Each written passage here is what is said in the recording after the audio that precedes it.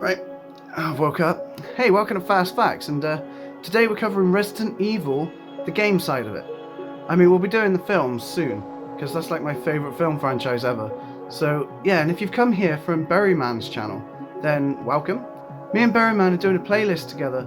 If you haven't seen his video yet, he's got the first of the series, so it's the games of Resident Evil ranked from worst to best. Resident Evil also won an award for creating the world's sexiest game character. How this zombie franchise done this, I don't know. But if you want to find out which character it was, stick around. The first 6 months of development of the first game was actually a solo project by Mikami. I hope that's how you pronounce his name.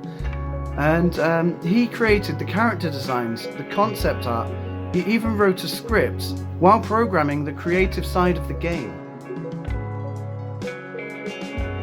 The first Resident Evil game topped best-selling lists in 1996 and 1997, ultimately selling 2.75 million copies just for PlayStation 1. Resident Evil 2 in 1998 sold 4.96 million copies, and in 1999, Resident Evil 3 Nemesis actually sold 3.5 million copies as well. This was all for the PS1. You could get a free Resident Evil comic book by Marvel in the box pack of the first game. When planning the Resident Evil game, they decided to go with a European-styled house because they said they had to create that feeling of horror, and it was the creepiest option. They also took cues from European ghost stories because they featured the devil. Also, some of the internal details seemed to resemble the mansion in The Shining. The first Resident Evil game took 3 years to make. It was started in 1993, which is 1 year after I was born.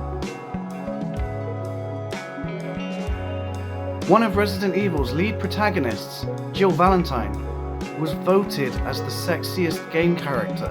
She played the lead role in Resident Evil 3 Nemesis.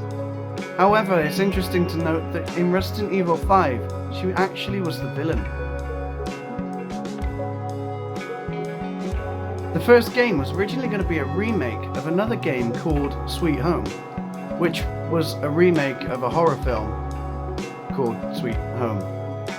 This game had areas that could only be accessed by certain characters, which became a problem because the characters can actually suffer permanent death. Once they're gone, there's no healing them, they're gone. So when you progress through the game, depending on how many people you've got left and which characters, you could still end up winning the game but with a different ending, creating a unique experience every time. And for the PS1, I think that was pretty good. When they decided to make an original instead of a remake, they actually named it Biohazard, which was fine at first, but when they brought it over to the US, they had to change it because of copyright issues. It was because of that copyright issue that the name actually became Resident Evil. A lot of gamers don't know, but there was actually another game called Resident Evil Survivor. The reason I don't think a lot of people would know this is because the game was only released in China.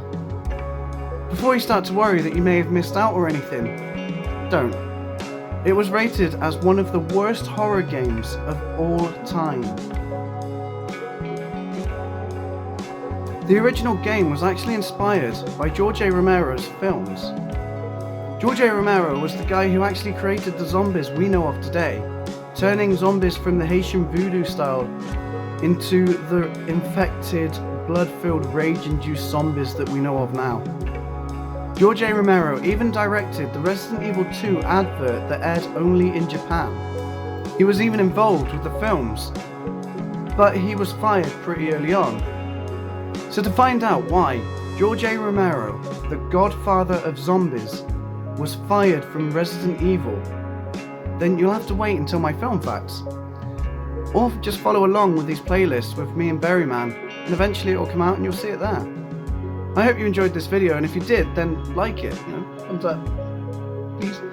Also, you can subscribe to me to be notified when my next video comes out, and yeah, follow along with the playlist, which I'll leave a link up here if I can. And yeah, if you want to see Berryman's channel, there'll be a link in my end screen. So yeah, I'll leave you with that now, and see ya. The first 6 months of the first 6 months of the